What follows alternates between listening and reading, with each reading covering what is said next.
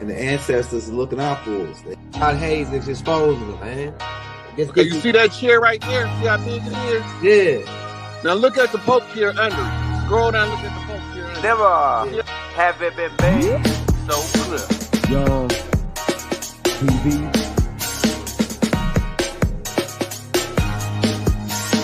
Young. We running the game right now.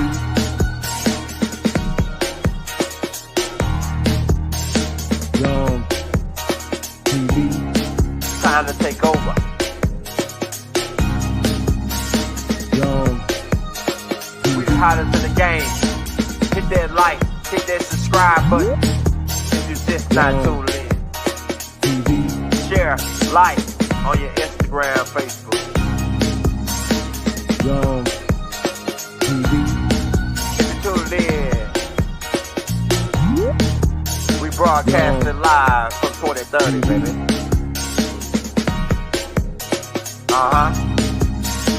Young TV.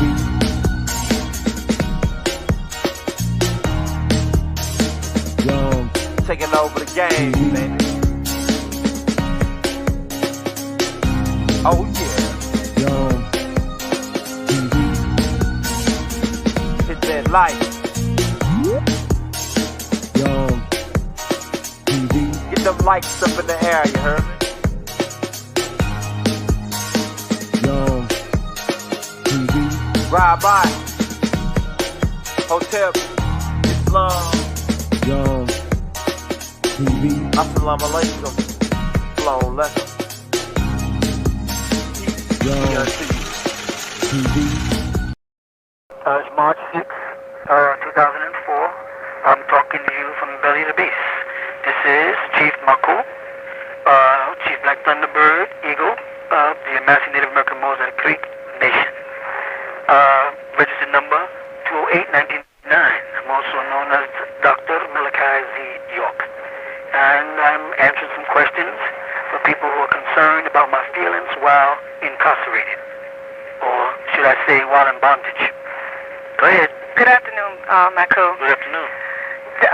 My first question is, this case involved longtime members of this tribe. Some. Some were born into it, some others were, came into it with their parents, and some just drifted in. Okay. Now, there's one person in particular that's been named in some of the different literature I've read, named Wali, also known as Bruce LaRoche. He was your best friend for over 30 years, and now 3 of his children, I think one niece, are involved in this case against you. How does that make you feel? Okay, well, actually, it does bother me a lot, right? But it bothers me only because I thought that after 30 years of being around a person on an everyday basis, that they would really know you.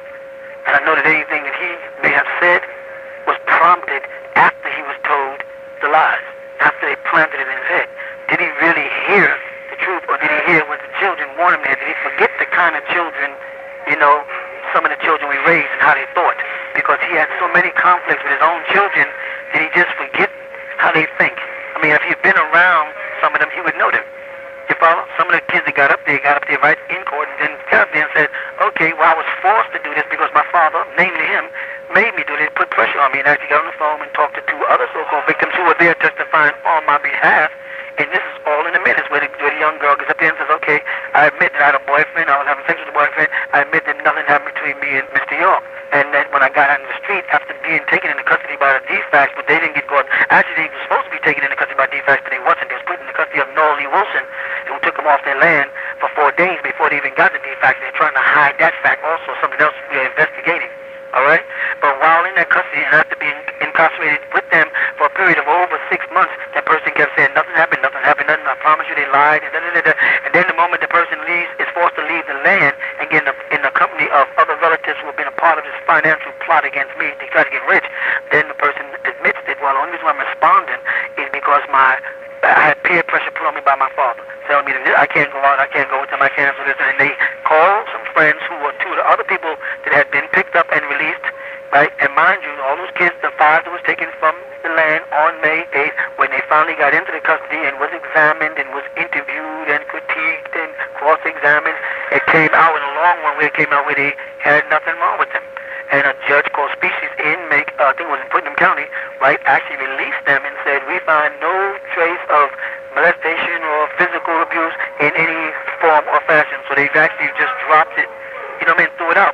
kept one of the kids in custody named Asa Johnson because they wanted him to turn over on his mother or on me, and he persisted all the way up until they put him on a stand in Brunswick. Still, after 2 years of being separated from us, they put him on a stand. He still said nothing happened between me and my mother and father. Nothing happened. I never was molested by anybody. I don't know what these people are trying to do to me.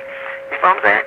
So I think that what he may have forgotten while he along the way is after being with a person every day from sun up to sundown, you get to know that person. You know something about the person. And one thing I know about him from being around him is that he's easy swayed. The kids worked on his emotions and they turn him against him. He wants to believe it because he's already out. He's disgruntled. He had problems with members. When I got to the South and I started driving for myself and me and him wasn't socializing every day. Our friendship weakened. He went out. He got involved with my brother Abdul Salam's wife called Holland and remarried and had other children by another family, but he still lingered in Georgia. So what I noticed about all these people who supposedly followed me down there, of course, many of them was here before I got here, all the people with the attitudes don't seem to leave, though. When they leave, why don't they return back to where they came from, New York or the Bronx or Queens or Jersey or whatever other state they come out of? They all seem to stay near me some kind of way. You know what I'm saying? So, yes, I was kind of disappointed about it, but I understood. I know him because just like he knows me. And him knowing me, he should know better than that. And I know him to know what they did. They worked on his emotion. He's a very emotional person, so he broke down and cried. And at that point, he would have said anything that the feds wanted him to say. They could have used him any way they want because he would have been thinking, well, I want revenge. You follow? Yes. So that was a disappointment, but I understood it. I still love him. He's still my friend, always will. But I know he understands his children more better than I do because he had to beat one of them and throw one of them out.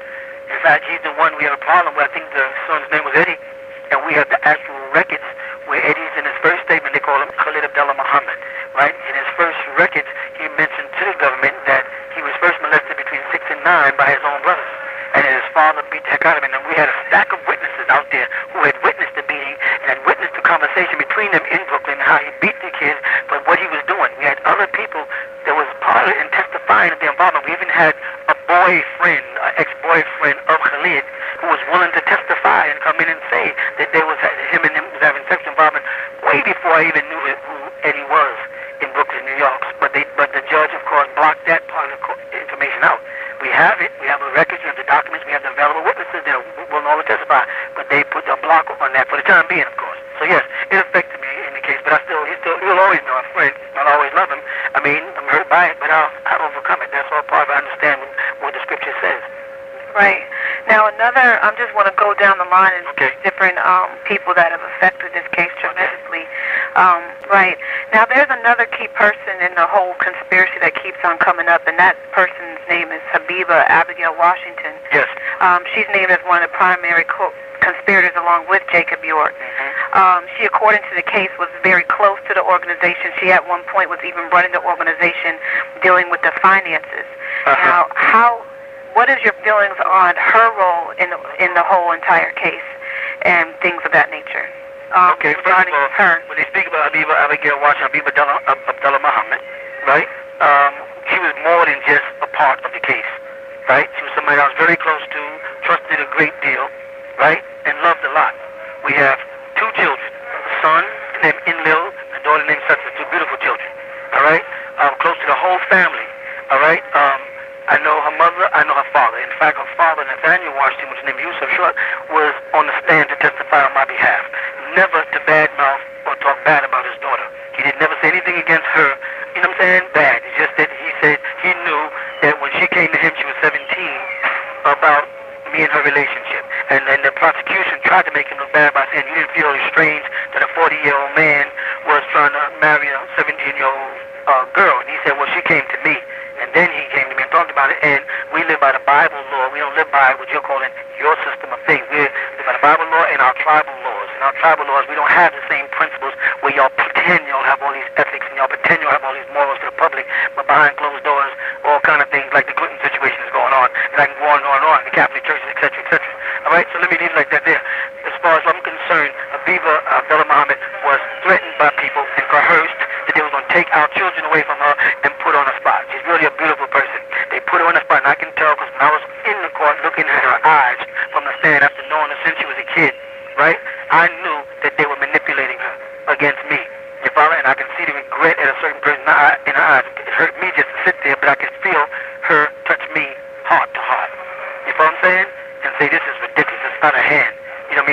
in our life it involves this much to go this far, where they're trying to put me away, the father of her children for life.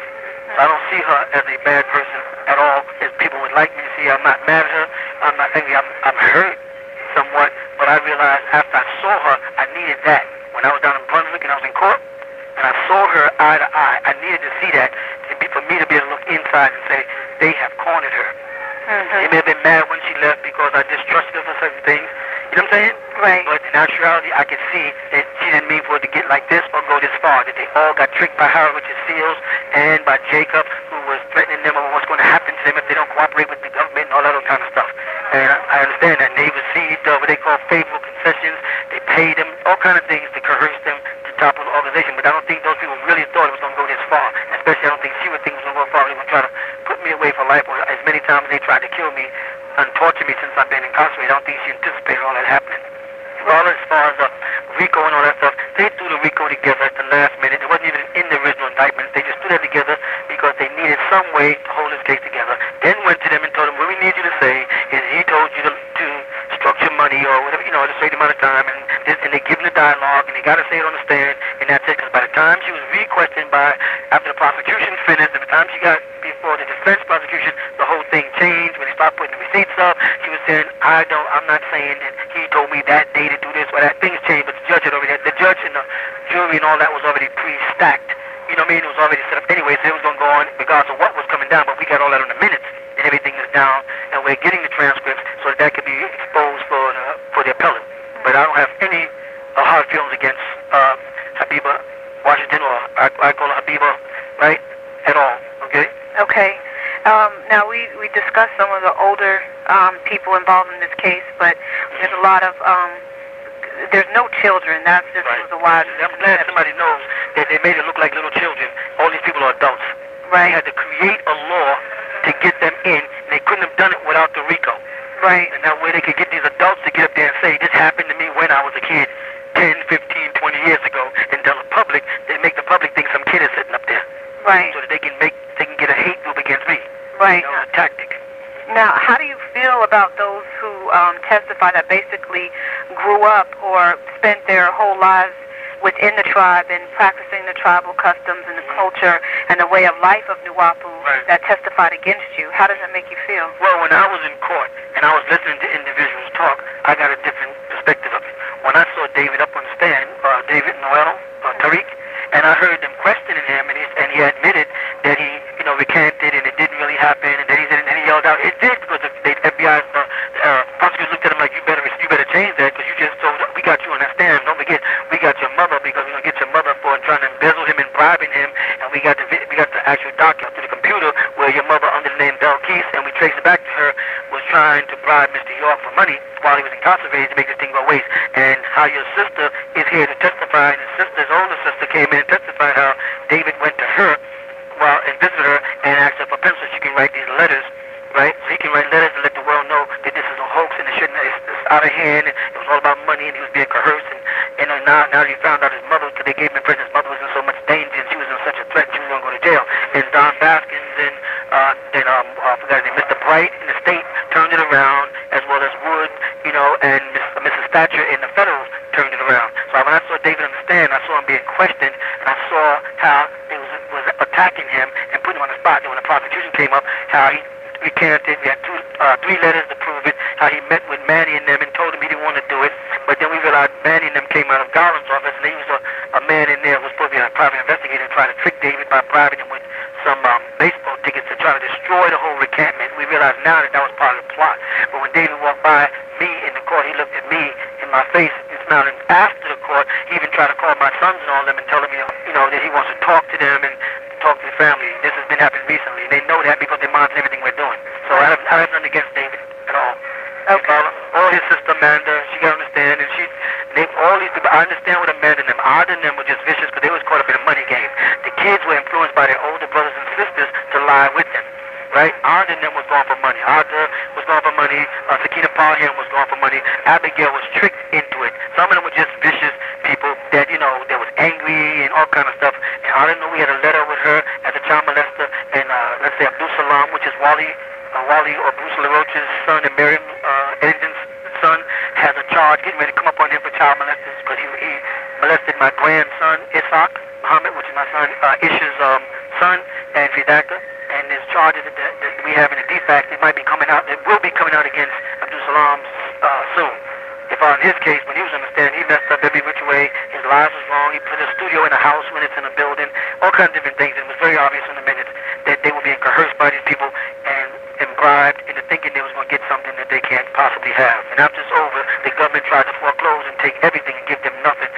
No money for psychiatric evaluation. They wasn't concerned about their health. They're not even concerned about their futures and what these young men look like, putting them on the cell phone and stand and putting themselves in these sodomistic states of mind for the public. They got to grow up with that to follow them. They don't care. These people, these racists down here will go back and leave them out there in the world after all this is over with all this on their back. And millions of followers of the Nwapis are angry and all that kind of stuff. And that's what I'm doing is taking the Nwapis. No, I am not angry at them people. And I don't want you all to be angry. I don't want us to fall for the devil's trap where we turn on each other. That's what they want us to do, divide and conquer. Right? Always work that way. I don't have nothing against any of them. The ones that are malicious, they'll get theirs on their own because that's how it is. The Most High take care of them. You know what I'm saying? The ancient ones will work against them. But the other ones don't believe for 1 minute I'm mad at any of them. If that makes me sound crazy, y'all, then I'm crazy, but I'm not mad at them. I understand this is a systematic elimination process to stop my books, my doctrine, and the growth of our tribe and our indigenous status, which they know they're having a hard time getting around. This is why they want to call me everything but by my tribal name, Yamasi. You know what I'm saying? Right. Rahubat, this is March 5th, 2004, speaking to you from the belly of the beast. My name is Maku, Chief Black Thunderbird, Eagle, also known as Dr. Malachi Z York L, the Chief of Yamasi Native American Moors of the Creek Nation, registry number 208-1999. Go ahead, there's a question you'd like to ask me. Yes, how are you doing this morning? I feel well. That's good. Well, we just completed an interview prior to this one regarding to the before the trial. That's correct. So I'd like to ask you some questions that maybe the public wasn't aware of that took place during the trial. Okay.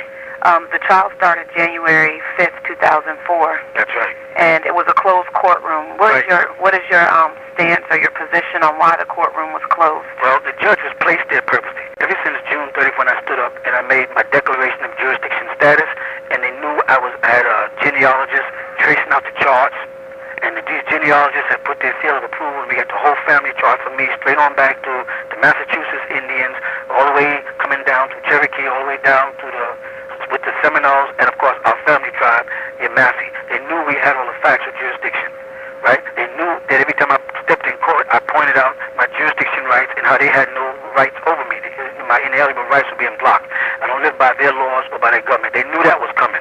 And so what they did is whatever lawyer they threw at me, and they were giving me lawyers that I didn't hire on, like the Garland firm, right, who's there, placed there, sole purposely to draw rich black money so that they can give them pleas and mess their careers up, right? I didn't hire those people. I didn't sign any contracts with those people. I didn't make any verbal agreements with those people. My lawyer was Leroy Johnson, first black senator in Georgia.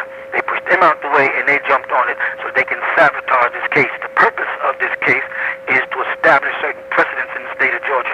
One is this is the first time the feds ever got involved in what they call a sex case. You follow? Yes. Second, this is the first time Middle District Georgia got involved with a RICO case. So they were trying to set a precedence with this organization, as they call us the Nwapians, and avoid now the Yamasi Native American tribal name, so that they can keep it as a religious organization. And this is why the case was all in court based around religious and religious belief and who I say I am and who they believe I to be, so that they can eventually, after this case, set a precedence to go after all of the black ministers in Georgia, like Creflo and all the other prominent black ministers, so they can come after them.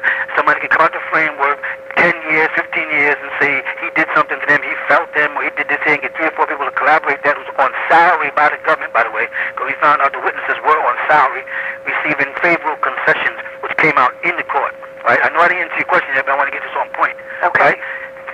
Receiving favorable concessions like Jake York was paid by them.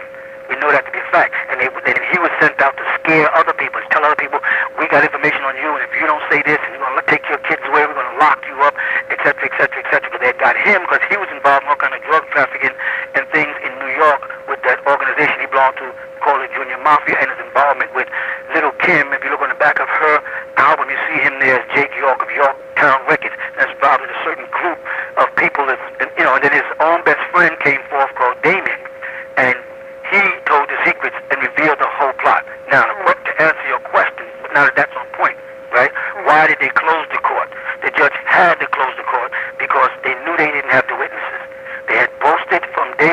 they had all these children that had been molested.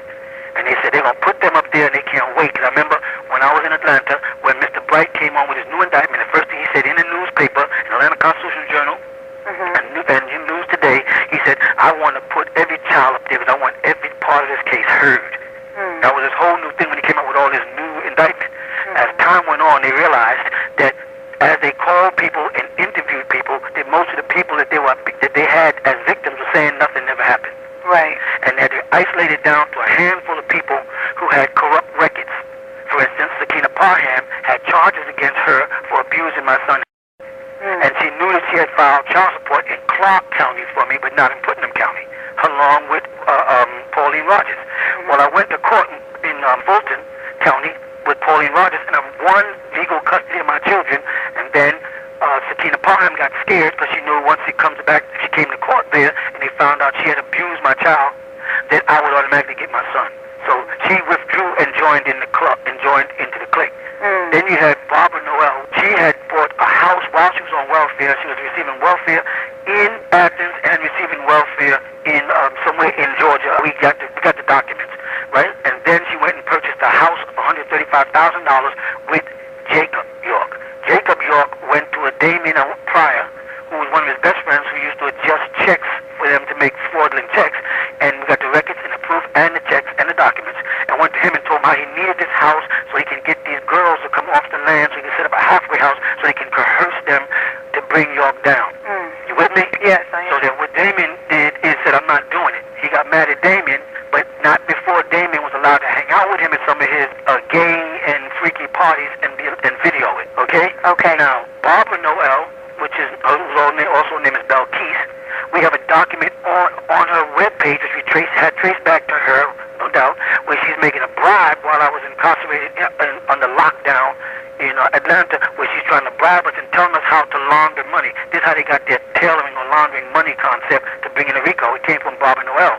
We have the document where she wrote and said, give me a certain amount of money and put it in this kind of money orders and break it down like this, and everything will go away. We got a bunch of letters from her son admitting to me that he's very sorry, that his mother and them put him up to do this for a lot, for money, and told him how now that they're out of the community they can't survive and they don't know how to do anything, and they need to go, and the community should be paying them, and so they just get money out of the community. So then it was easy for Jake to solicit them and get them in. Then the same thing with the sister was having mental problems all the time, so he tied her in it. So now they got a package of people that he then convinced that this is how we're going to work this. They all lived in the house together. They rehearsed their stories, and they started soliciting other people who was what they call dissidents or disgruntled members who were put out for various reasons. Right? Most of the times it was something like Ada, which is Nicole Lopez, which is Barbara Noel's daughter, the oldest daughter. Each one of her children are by different fathers. Right? A letter surfaced where she's having a party with a bunch of teenage boys underage while she was overage, and she's admitting having sex with them and drinking and smoking marijuana and stealing a bunch of different things. That letter was entered, a portion of that letter was entered, I should say, into evidence. Before this, they planned on having an open court, make a big scene out of it. The judge was smart, so what he said was, I'm going to move this down to a town called Brunswick.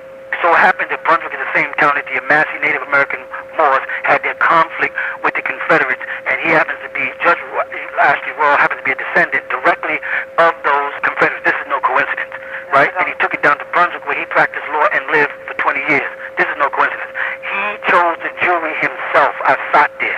Every time we would say somebody, he would say no and then pick somebody else. He had already had these people picked. The people outside in the courtroom, because when you have a jury pick, you're sitting in a separate room. Outside in the courtroom, the people were gathered, over 200 people, waiting to be selected. As they were coming in, he would ask them, this is Ashley Royal, right? And we have the minutes of this here. Did you hear about the case? They would say yes. The whole purpose of pulling the jury is because they're not supposed to hear about the case, so they're not biased or prejudiced. They would say yes. Where did you hear about the case? I heard about the case from the Savannah newspaper. I heard about the case from the Brunswick newspaper. I heard about the case on the radio this morning. And did you hear about a guilty plea? Yes, I heard that the man pleaded guilty, so he must be guilty. He still put those people on the jury panel. After they came in and said they were discussing it inside the court before they came in. And this, out of the 40 or 50 people that he did bring in, everyone said not one person said they never heard nothing about the case, or never heard nothing about the Nwapis, or never heard nothing about Malachi Z York, or what they called. Every single one of them admitted to having heard something about this case. He still put them on the jury panel, and then he way where it looked like there were some blacks up there, which would make it somewhere near a jury of my peers, but by the time it came down, those were what they call the sit-ins, and they were pulled off. And the one black woman who was left up there is the one woman who said this case is a farce, and I know it's going to get overturned, and I don't want to be a part of it. So she resulted in a hung jury, but what he did is he made all the juries anonymous so nobody could find them. So he could pick them and get rid of them so nobody can trace this out. So he set it up like that. So they moved it down there, but he moved his excuse that he'd been monitoring the Nawapians for years as a judge in the Middle District, right? And he said they've been getting unfavorable press. We have this in his own motion. Unfavorable press for years. So now if we've been getting unfavorable press in the Middle District for years, how did Sheriff Howard DeSales or Frederick Dwight pull a grand jury out of what they would call a tinted environment? He said the only place I could find in the state, or in outside the state, would be down in southern Brunswick. Well, southern Brunswick invited our lodge to come down into a parade, unbeknown to them, so he turned around and said that we passed out flyers. But not one of the people that was called into the judge's chambers, not one of them said that they saw it or read about it in a flyer. The judge himself introduced two people, said one is a furniture man, one's a friend of his. He never had those people show up in court. That was further hearsay. Right. Point being, they closed the case down once they read our net, and they saw that we had over 3,500,000 people who were reading the case. And we was putting the details of the case up there about the people, the letters they exchanged, their confessions, their recantments, their diseases that they have, so they can see it. Everybody, where their family comes, or who their fathers was, and about Jake and his history. And meanwhile, the judge admits on the court, I was on the net and I read their stuff on the net. He admitted that while in the court. So he saw the facts. He saw that they had a disease, had venereal diseases, chlamydia, and herpes, and I didn't have it. Right? He saw that there was no DNA on anything that they claimed. He heard one of the so-called witnesses say there was 2 pillars and one was thrown away. Yet there are 2 pillars in court. So they actually created another pillar to put it in, because some of the other witnesses kept saying 2 pillars, but the person who took over the house in Putnam County, when I moved the clock, right? That person there changed the house, painted the house up, fixed the house up, and I guess created another pillar to match. So he saw all of that, and he said, we got to close this case down so the world don't see it, so we can dictate on our televisions what we want the public to think. So we can make, we got witnesses on the stand, and we can make like what they're saying is true. And that's a tactic they use to close this case and put it down there in that small town, and then put a military, flamethrowers. They had all kind of weapons so nobody could get near the court. They had me locked down in what they call a holding cell. A holding cell is supposed to be a temporary spot you sit while you wait to go to trial. You shouldn't be there more than a couple of hours. I had to live there on the floor for 3 straight weeks. My medicine was messed up. My facility for cleaning, I wasn't getting proper cleaning. I was only allowed to walk from one room, which is about 20 feet, into the court and back. And bad food, and then arrogant marshals with attitudes.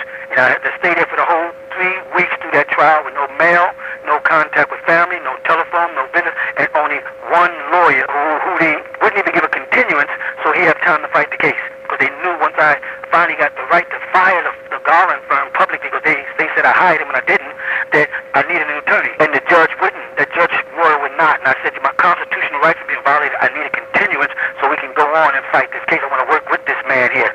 And they said, no. All that's a part of the motion. I'm going to call you back so we can continue this. Okay. Okay, let me hear them privately. And they put Jake's sister up on the stand, and Jake's sister said, I was there, I went to his house, I saw Barbara and all them scheming and plotting this thing together, and I told him I don't want to be no part of it. Jake told me the government's got me on payroll, and if I would work with them, I'd make that I get sure. I told them I'm not doing that to my father, so-and-so. They cursed me out and told me to get out. We have another one who's called Hakeem, who's a kickboxing champion.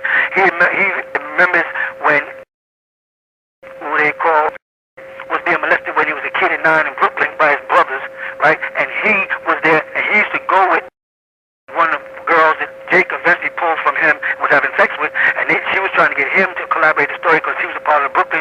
He wouldn't do it, so they threw him out of the organization. We have about 20 people who they contacted by phone or invited to parties and tried to get involved, and they said no. And these witnesses are all standing by with their testimonies, and they've been written down as affidavits. The judge tried to block it. Damien Pryor, one of his right-hand men who came in the court to tell him, I was there, let me explain to you exactly what took place. I knew the whole case, blah, blah, blah. The judge heard his statement, which we have in a minute, and then said, no, we're not letting the jury hear this. The medical doctors came in and explained about how these children had no damage, there was no tears, no scars, and they made a very important point. point because they had a bunch of white doctors up there saying, well, scars heal fast. The difference between black people and white people, or negroids and caucasoids, is that negroids keloid. We do not heal the same way. We always have scar tissue left because we have a strong amount of hemoglobin and plasma in our blood, so we keloid, so scars are there. So if all these children would be lifted from that young age, there'd have to be some scar. Now, one girl ends up with a scar, but she's one of the girls that gets to understand and admits that she never had sex, but she's a twin to another girl who doesn't have a scar, and that scar was way up in there, and they proved that it had nothing to do with sexual contact. That was some other illness, but they tried to make it look like that for the public when they came on the news. They was making it look like they had all these kids on the stand when they didn't have anybody on the stand.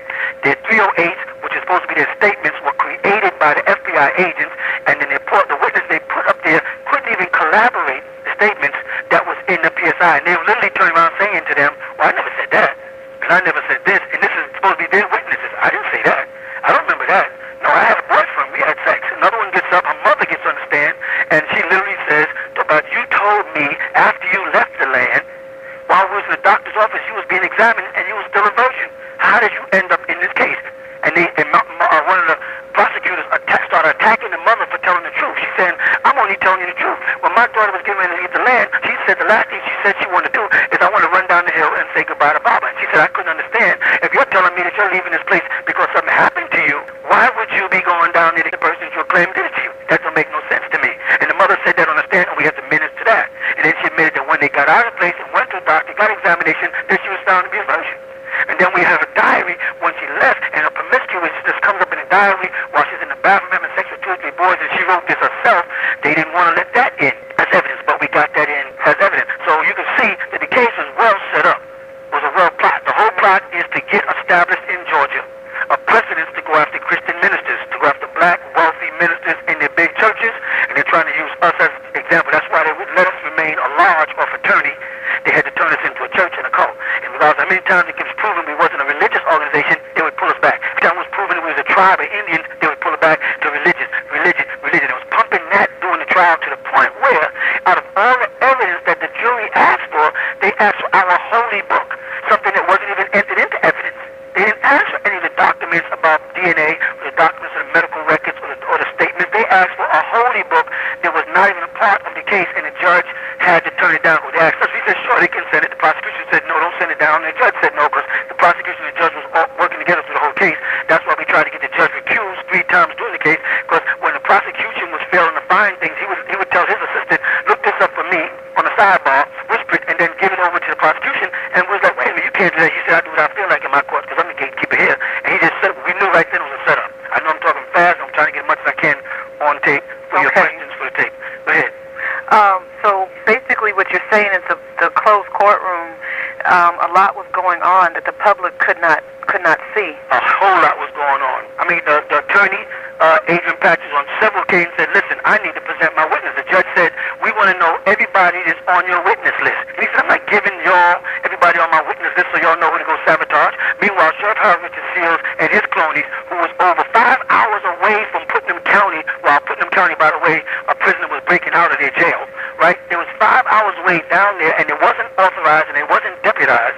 They were passing out bogus subpoenas to all of our witnesses trying to scare them. How do we know they're bogus? Because we backtracked the dates and the log to see whether there was any docket numbers to the court date, and there was none. The whole purpose was Sheriff Howard Seals and them would send his men out, and they see that person there is one of their witnesses, and that was one of the so-called victims that's on their side. Here, you're going to be subpoenaed to be this here. We're going to subpoena to be. They threatened Kathy Johnson, and they brought in, which is really my son. So they put him on the stand. He said nothing never happened to me. And then they put an agent on and said he told me something never happened. So we said, really? Hold him over to the next day. We hold him over to the next day just so we don't want to put him on the stand again. We said, why not? He wants to come back in and he wants to refute what that person says, because he says nothing never happened to me. And the medical record shows nothing never happens to him. And he has very negroid features, so his keloids would definitely show. You know what I'm saying? And so they brought that day because he told the truth. They took him back to a boarding home and wouldn't let him come outside now because he told the truth in court. Public ain't seen that. First he was allowed to come out. All of a sudden now they lock him down and say, because you told the truth now, we're locking you up. Because they can't. Now his statement is still in the PSR and it's not supposed to be there. These are the kind of things they did. Yes, the purpose was close the court so the public would not see what's really going on down here. Wouldn't see who had the evidence. Wouldn't see everything was in our How can you say this person was screwing on this pillar every day for years and there's no DNA?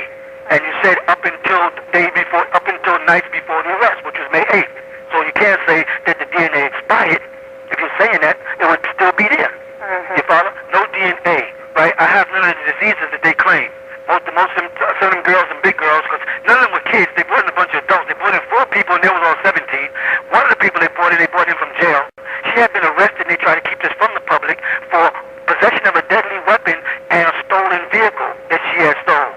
Her mother went on the stand and lied and knew she lied while on the stand said to the jury, I only bribed Mr. York. I bribed him and laughed and said I told my mother all kind of lies because I was afraid.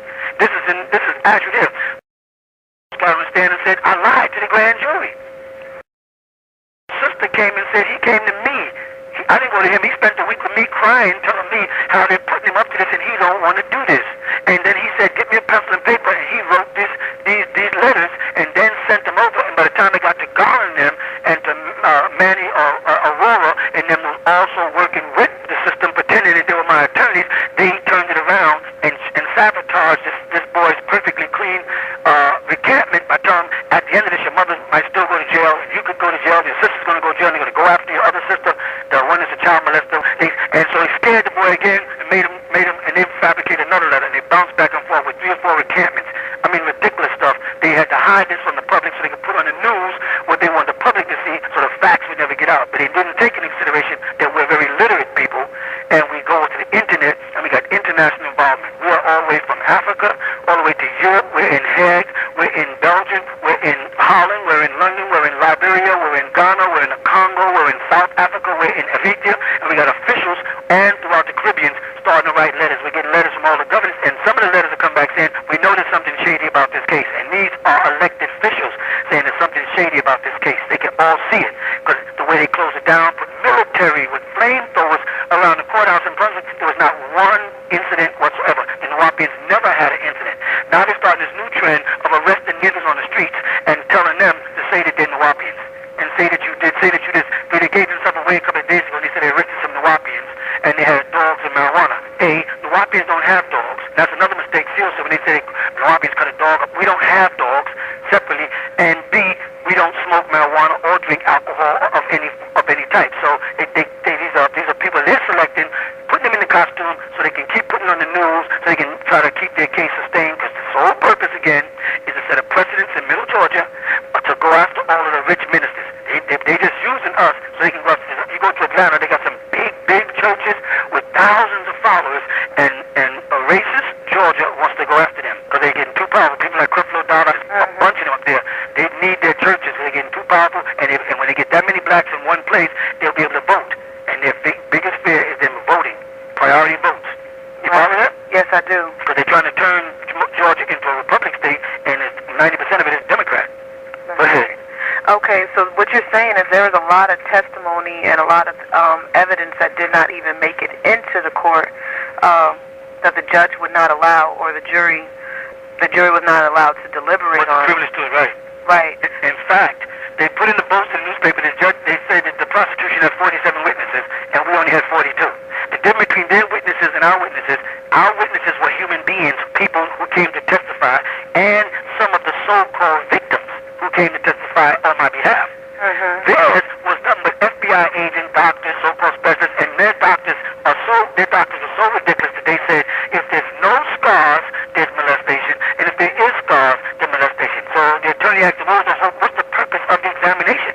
And the doctor, so-called specialist, couldn't comment. How can you say, we got the minutes to that now, how can you say that if there's no damage, there's molestation, and if there is damage, there's molestation?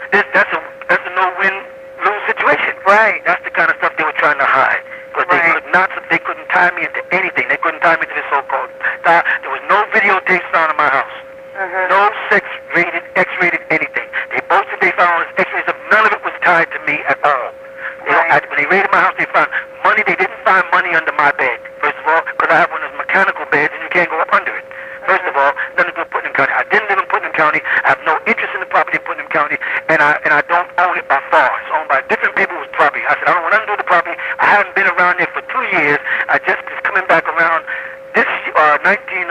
2002 for the Savior's Day, and I was helping them shop, and that's when they arrested me in Baldwin County. Because other than that, they check the records, they'll find I hadn't even been there for 2 years. I hadn't even visited the land. If I was so big, that's all part of a hoax, of a lie. It's a scandal. They got to pull down us. I have 407 books. My books are profound and thorough and factual, and they know it, and they see how fast organizations is growing worldwide. They're intimidated by me. They're intimidated by my intelligence, and intimidated by the growth of this organization. They tried to declare me Jesus. I never claimed to be Jesus. They tried to declare me God. I never claimed to be the God. I say all of us are children of the Most High God. Right? Whether you want to call him God, or you want to call him Elohim, or you want to call him Allah, any name that makes you feel happy. But the bottom line is, I don't claim to be Jesus Christ, and I never did. And it's written in my books, I don't claim to be any of the things that they had to use to make it a religious thing, so they can so they can eventually use this against other people. So they try to pull us down, try to destroy those people's land, that beautiful Egyptian village out there. People need to go out there and visit that Egyptian village and see why them white folks out there are so upset and want to tear it down. That's a small minority of racist people in a small town of Putnam County, and they see that this was all done independently of them, and it's sustaining itself. Then we moved to Athens. We started again over there to start another thing when I broke away from them, and they came out there and attacked us there also. Okay. Well, the next question I would like to ask you when you call back is regarding the RICO and the money structuring charges, because it seems like that's a charge that doesn't really make sense of how it made it into this trial, and maybe you could enlighten the people on the reasons why it was. Okay? I'm going to go back. All right.